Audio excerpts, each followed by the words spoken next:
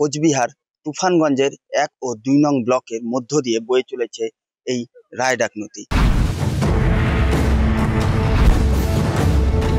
কয়েক হাজার জনগণকে তুফানগঞ্জ শহরে আসতে গেলে এই রায়ডাক নদী পেরিয়ে আসতে হচ্ছে। বারংবার জেলা পরিষদ থেকে শুরু করে বিভিন্ন দপ্তরে জানিয়েও লাভের লাভ হয়নি।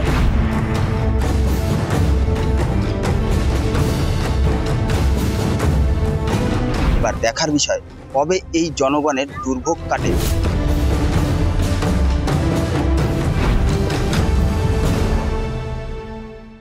রায়ডাক নদীতে বাড়ছে জল,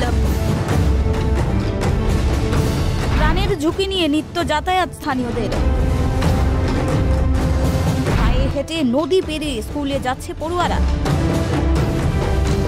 পাকা সেতুর দাবিতে সরব স্থানীয়রা। তুফানগঞ্জ ১ ও ২ নম্বর ব্লকের কামতা ফুলবাড়ি এবং বেঘারখাতা এলাকার ওপর দিয়ে বয়ে গিয়েছে রায়ডাক নদী। বর্ষা আসার আগেই নদীতে বাড়ছে জল, আর এই জল পার হয়ে স্কুলে পৌঁছাতে হচ্ছে স্কুল ছাত্রছাত্রীদের। পাকা সেতুর দাবি তুলেছে ছাত্রছাত্রী সহ স্থানীয়রা।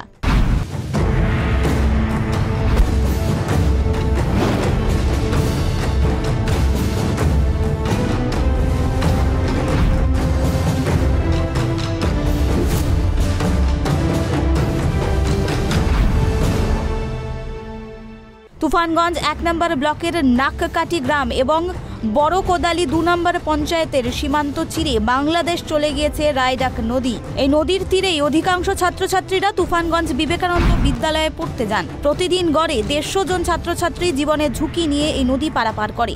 এখন প্রশ্ন, যারা দেশের ভবিষ্যৎ, তাদের স্কুল যাতায়াতে জীবনের ঝুঁকি নিতে হচ্ছে।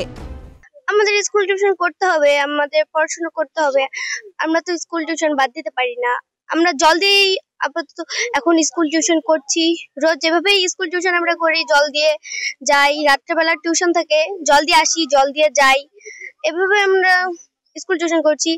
স্কুল থেকে আসার সময় হয় কখনো গার্জেন ওদিকে বসে থাকে, আর কখনো নাও থাকে, তখন আমাদের একা একাই জল দিয়ে যেতে হয়। এখন জল অনেক বেড়ে গেছে, আমরা আগে কম ছিল, এখন বেড়ে গেছে। এখন প্রায় আমরা ডুবে যাই, বই খাতা সব ভিজে যায়, স্কুলে যাওয়া হয় না, মাঝে মাঝে সব ভিজে যায়, ড্রেস বই। জলের পরিমাণটাও বেড়ে যাবে। নদী পেরিয়ে আসা মানেই একটা রিস্কি ব্যাপার থাকে। যখন তখন ছেলে মেয়েদের একটা কিছু অ্যাক্সিডেন্ট ঘটতে পারে, আর বইপত্র ভিজে যাচ্ছে।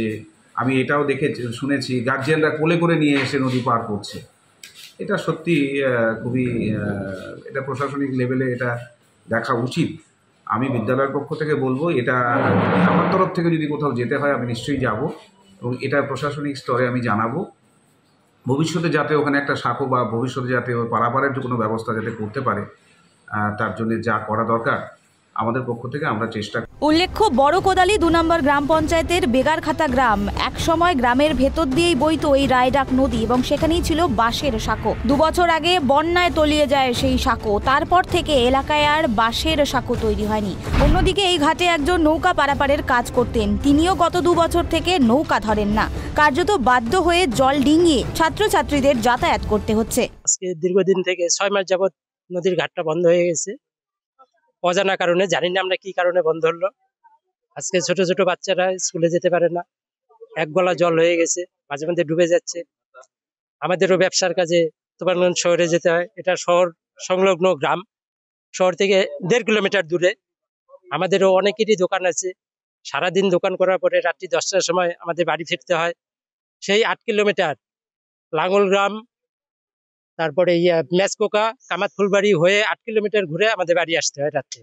মানে এতই দুর্ভোগ যেটা ভাষায় প্রকাশ করা যায় না। তো আমরা মুখ্যমন্ত্রী, ঊর্ধ্বতন কর্তৃপক্ষের কাছে আমরা করজোরে আবেদন করছি গ্রামবাসীর পক্ষ থেকে, এই ছোট ছোট বাচ্চাদের ভবিষ্যতের কথা মাথায় রেখে মুখ্যমন্ত্রী যেন মানে আমাদের পারাপারের একটা সুবন্দোবস্ত করে। এটাই আমরা। বাচ্চারা স্কুলে যেতে পারে না, সবাইকে মনে করেন গাড়ি করে পার করে দেওয়া লাগে, না খুলে করে পার করে দেওয়া লাগে, খুব অসুবিধা। গরিব মানুষ, পয়সা নাই। নদী পার হয়ে বাচ্চারা যে স্কুলে যাচ্ছে, চিন্তা কতটা হয়? মেলা চিন্তা হয়, কখন কোন দুর্ঘটনা হয়ে যায় ওটা বলা মুশকিল, খুব চিন্তা হয়। প্রশাসনের গাফিলতির অভিযোগ তুলছে স্থানীয়রা। তাদের অভিযোগ, প্রশাসনের অবহেলার কারণে প্রাণের ঝুঁকি নিয়ে স্কুলে যাতায়াত করতে হচ্ছে ছাত্রছাত্রীদের। সামনেই বর্ষা, তাই এলাকায় পাকা সেতুর দাবি তুলছেন ছাত্রছাত্রী থেকে শুরু করে স্থানীয় গ্রামবাসীরা। Bureau report, tribe TV Bangla.